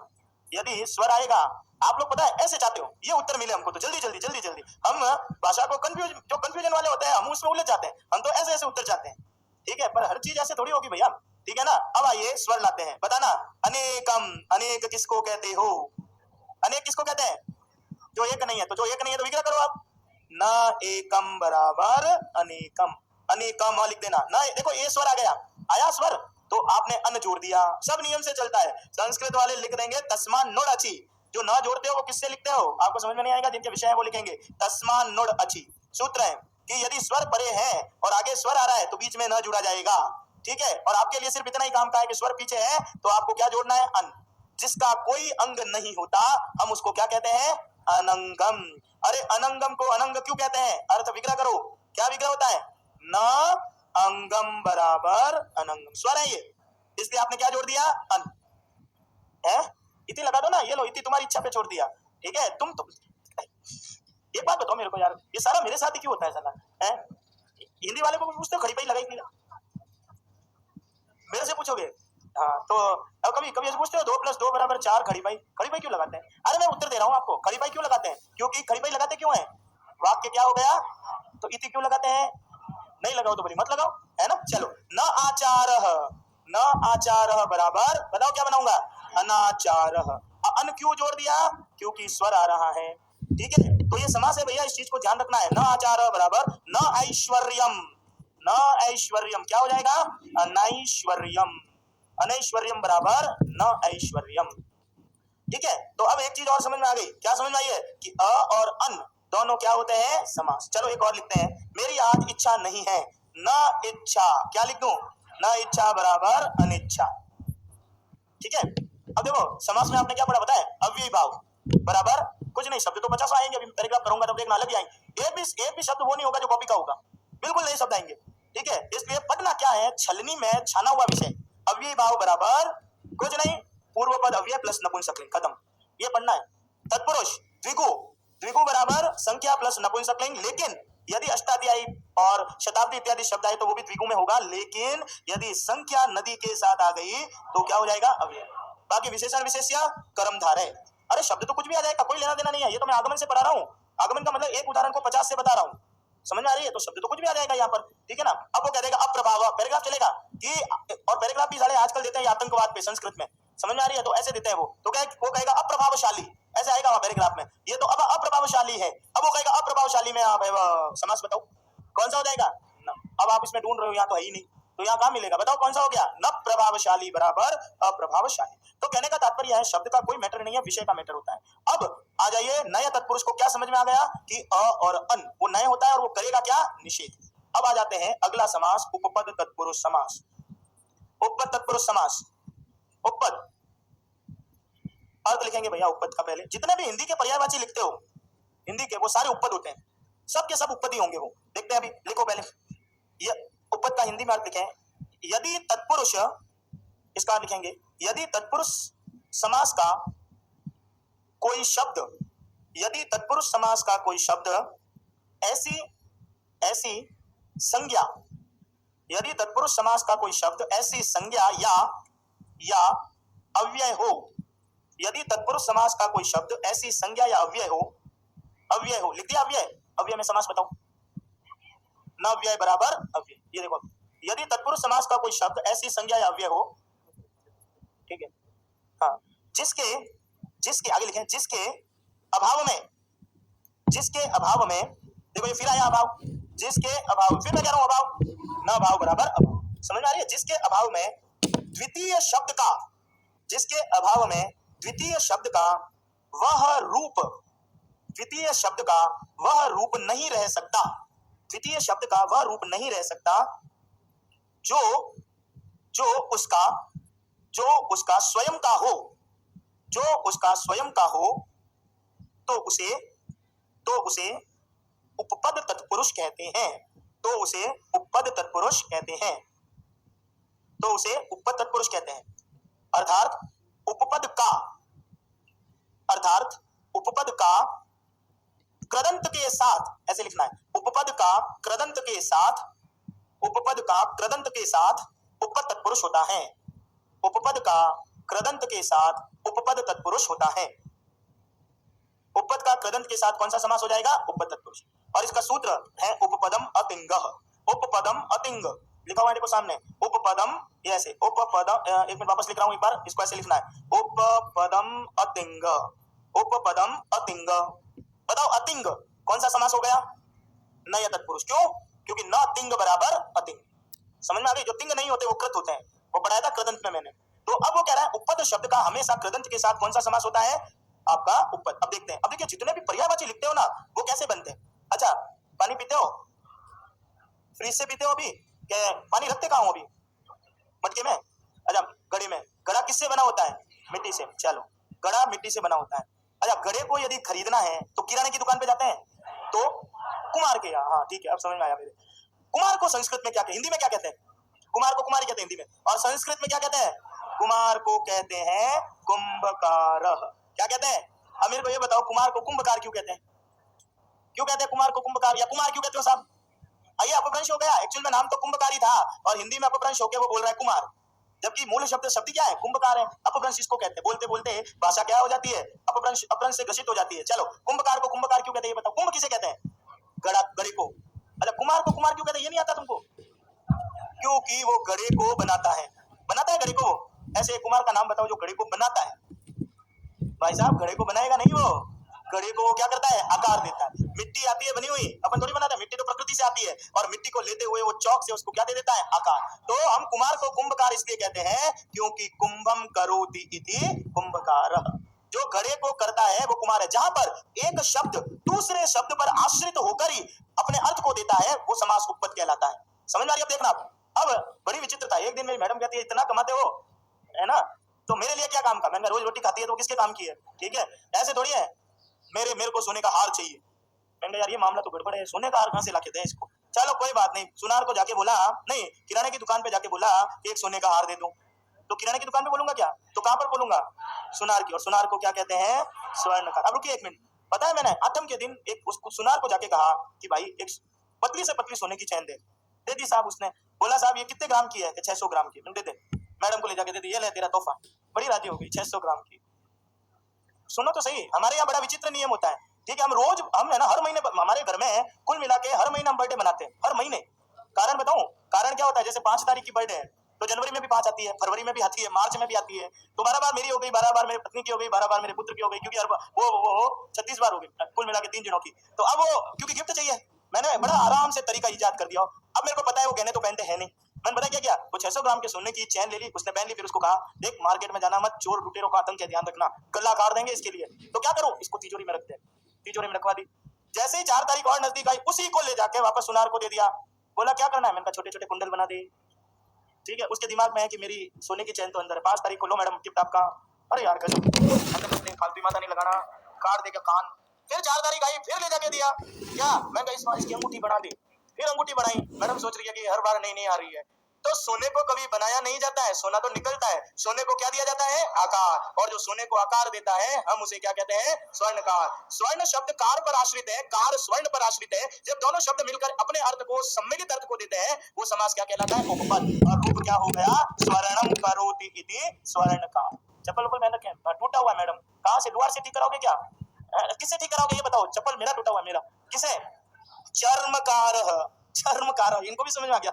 चर्मकार विज्ञान के मेधावी विद्यार्थी है, लेकिन कह रहा है संस्कृत बड़ा आनंदप्रद विषय है। चर्मकार बताओ, चर्मकार मोची को कहते हैं, क्यों कहते हैं, क्योंकि वो चमड़े को क्या देता है, आकार। अभी आपके सारे हिंदी के पर्यायवाची खोलूंगा भी मैं, और आपको मैं कहूंगा चर्मम करोति इति चर्मकार। एक बार गीता भवन में आरती चल रही थी और वहां पर एक बुढ़ी डोकरी जो जीवन की अंतिम अवस्था में थी वो बोल रही थी, और अपन जब आरती बोलते तो क्या बोलते हैं कि सुख दाता हो, नहीं सुख करता हो दुख हरता। अब याद ही नहीं और कह रहा है दुख करता हो सुख हरता। अरे मैंने बोल में तो सीधे ऊपर भगवान सीधा सुन रहा है यहाँ, तो राइट है क्या, दुख करता हो सुख हरता क्या होता है सही, सुख करता हो जो हमको सुख। अब बताना, ये बात बड़ी ही सुखद है। सुखद किसको कहते हैं, देखो देखो, जो सुख को देता है वो क्या कहलाता है, सुखदः। तो क्या विग्रह हो जाएगा, सुखम ददाति इति सुखदः। अभी आपके ऊपर आऊंगा धीरे धीरे में। अब आपको कह रहा हूं, मान लीजिए बादल, कोई बादल का एक पर्यायवाची बता दीजिए, कोई भी पर्यायवाची। जलद लिख दूं, बोले क्या जलद कर दूं, चलो सरल लिखता हूं, पयोदा लिखूंगा तो तुम विभक्ति में उलझ जाओगे। जलद, अरे भाई जलद को बादल क्यों कहते हैं भाई, क्योंकि जल को देता है। जल शब्द देने पर आश्रित, देना जल पर आश्रित, और दोनों मिलकर बादल के लिए प्रयोग कर रहे हो, तो कौन सा समास हो गया, उपपद। और जलदः, जलद को बादल इसलिए कहते हैं, जलम ददाति बराबर जलदः।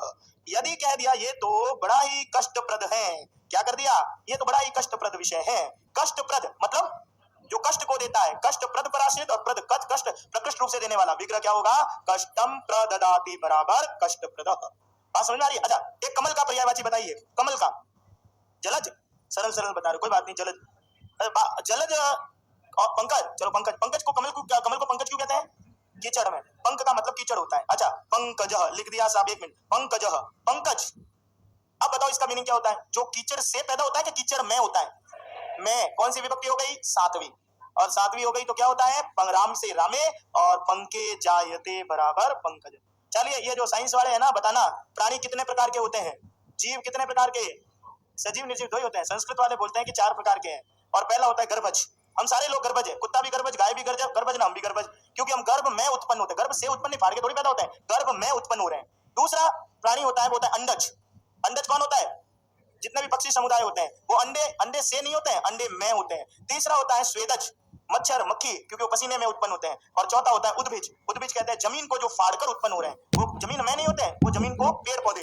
तो 4 प्रकार के जीव होते हैं इस संसार में, 5वां आज तक नहीं है। और लोक 14 है, भू भुआ स्वा मा जना तप सत्यम, और अतल वितल सुतल तलातल रसातल और पाताल, 14 लोक, और उसमें जीव कितने, 4।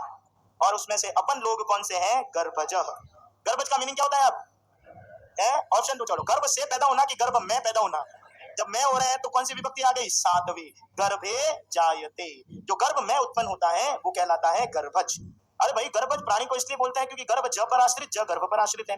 चलिए और देखते हैं, यदि मैंने कह दिया कि उदाहरण के तौर पर तुम लोग गृहस्थ हो, गृहस्थ समझते हो किसको कहते हैं, ब्रह्मचर्य, ये सारे उपपद के हैं। गृहस्थ किसे कहते हैं, यापन नहीं करते हैं, यापन पशु करते हैं।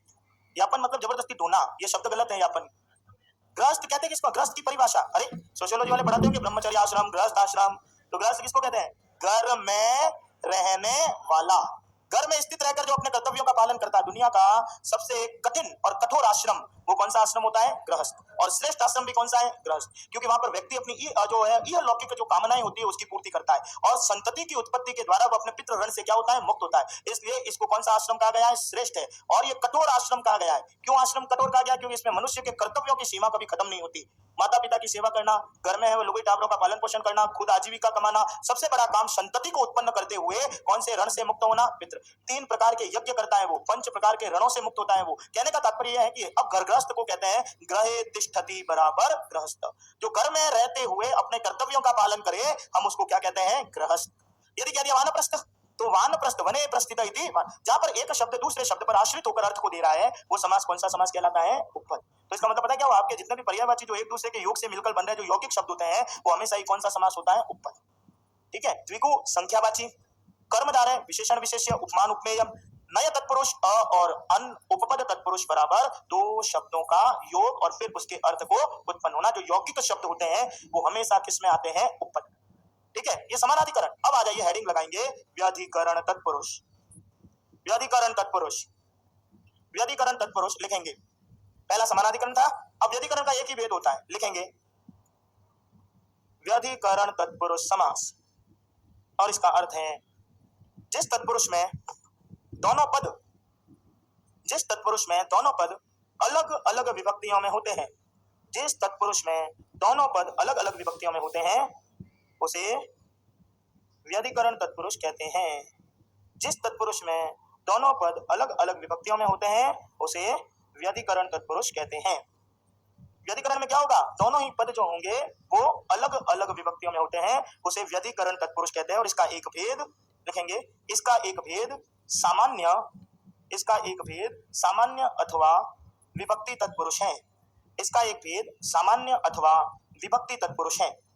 कौन सा भेद है इसका, सामान्य तत्पुरुष अथवा विभक्ति तत्पुरुष। एवं इसका निर्धारण, एवं इसका निर्धारण विभक्ति से किया जाता है, एवं इसका निर्धारण विभक्ति से किया जाता है। तो इस विभक्ति तत्पुरुष का निर्धारण आप किससे करोगे, विभक्ति से। इसका निर्धारण विभक्ति से किया जाता है। अब बताना, कर्ता ने कर्म को, कौन सी विभक्ति हो गई, द्वितीया, जो आप हिंदी में प्रयोग करते हो, करण से तृतीया, संप्रदान के लिए चतुर्थी, अपादान से पंचमी, संबंध काके की षष्ठी और अधिकरण में पेपर सप्तमी। तो ये जब दोनों पद अलग अलग विभक्ति में होंगे तो हम उसको क्या कहेंगे, विभक्ति तत्पुरुष। आगे लिखें, इसके 6 भेद हैं, इसके 6 भेद हैं। विभक्ति तत्पुरुष के कितने भेद होते हैं, 6। अपने को है ना इन विभक्ति तत्पुरुष में आपको क्या करना है कि जो कोई शब्द, मैं आपको कह रहा हूँ राजपुरुष, अब आपको ये कह रहा हूँ साहब राज जो पुरुष है इसमें समास बताओ। जब आपको ये कहा जाए तो आप इसकी सीधी से हिंदी करके अर्थ कर सकते हो। तो राजपुरुष का क्या मीनिंग होता है, राजा का। कौन सी विभक्ति आ गई, छठी, तो षष्ठी तत्पुरुष हो गया। यदि आपको मैंने कह दिया पवन पुत्र, हिंदी कर दो एक बार, कौन सा, पवन का, विभक्ति कौन सी आ गई, छठी, तो कौन सा समास हो गया, षष्ठी तत्पुरुष। ये देखो ऐसा ही उत्तर देना। अब जो कुछ मैं यहाँ लिखा रहा हूँ, आपको कुछ अभी लिखाऊंगा मैं द्वितीय से सप्तमी, वो मेरे कोर्स की पूर्णता होगी सिर्फ, भाई मैं अपना कोर्स एक पूरा करवा रहा हूँ, बाकी उदाहरण इसमें से आने नहीं है। क्यों नहीं आने वो भी सुन लो, क्योंकि पैराग्राफ चलेगा, पैराग्राफ चलेगा तो पैराग्राफ में जो उदाहरण आएंगे वही उदाहरण आएंगे। यहाँ पर जो भी मैं लिखाऊंगा वो एक निश्चित रटने वाले उदाहरण होते हैं, समझ में आ रही है। तो रटा मार तो पैराग्राफ में सेट करना मुश्किल होता है, क्योंकि पहले तो उसके लिए खुद पैराग्राफ को सोचा जाता है फिर लिखा जाता है। वो जनरली कोई काम ऐसा करता नहीं है, मोस्ट प्रोबेबली नहीं करता है। लेकिन चूंकि कोर्स मेरे को कराना है इसलिए कोर्स की पूर्णता तो करवाऊंगा मैं। इसलिए आपका पहला तत्पुरुष समास है द्वितीय तत्पुरुष। पहला कौन सा हो गया, द्वितीय, हेडिंग लगाएंगे द्वितीय तत्पुरुष समास। अब मैं इसके भेद हैं, द्वितीय, तृतीय, चतुर्थी, पंचमी, षष्ठी, सप्तमी। ठीक है, तो आपका पहला समास है द्वितीय तत्पुरुष। इसके टोटल 6 भेद होते हैं। ठीक है, और पहला भेद मैंने लिख दिया द्वितीय तत्पुरुष समास। अब यहाँ पर मैं कुछ चीज लिख रहा हूँ, अब वो यूं की यूं उतारेंगे। नंबर 1, सूत्र में नहीं उलझाऊंगा, सीधी बात करूंगा। और यदि मैं लिखूं ना भी और आपसे भी पूछना शुरू करूं तो मेरे को ऐसा लगता है, एक लिख के बताता हूं। द्वितीय, और मैंने एक शब्द लिख दिया श्रित, अतीत, पतित, गत, अत्यस्त, अत्यस्त, प्राप्त और आपन्न। लिख दीजिए एक बार पहले।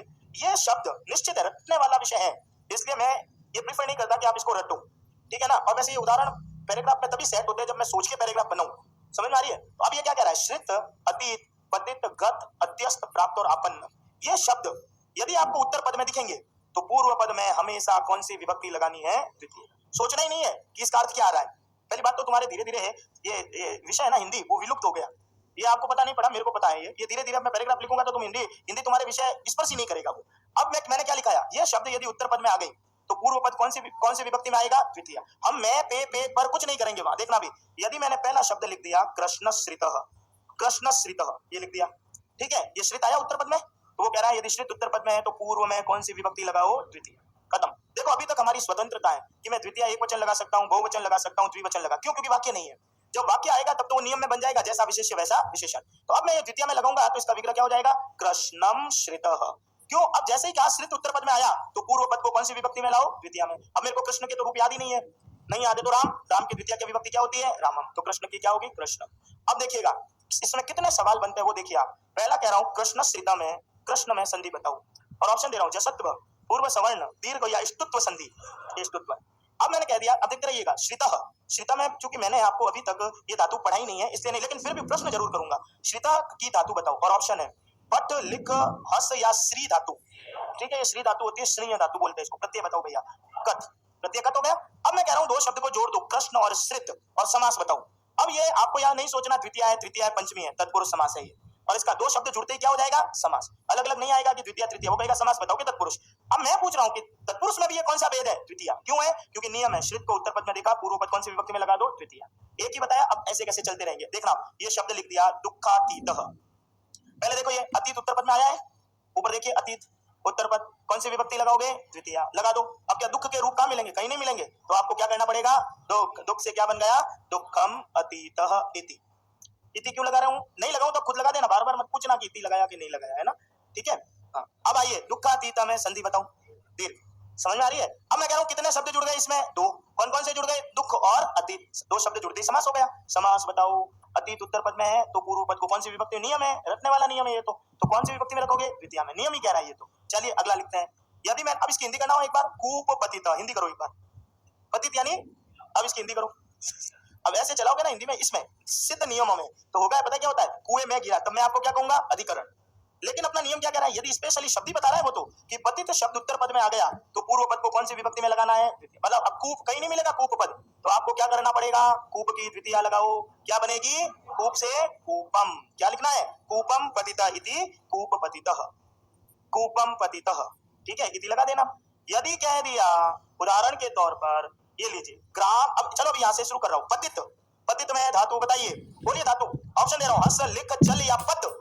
पतित का प्रत्यय बताइए, तव्यत, अनियर, यत और कत, ये आ गया, और दो शब्द जोड़ दिया तो समास कौन सा बन गया, द्वितीय।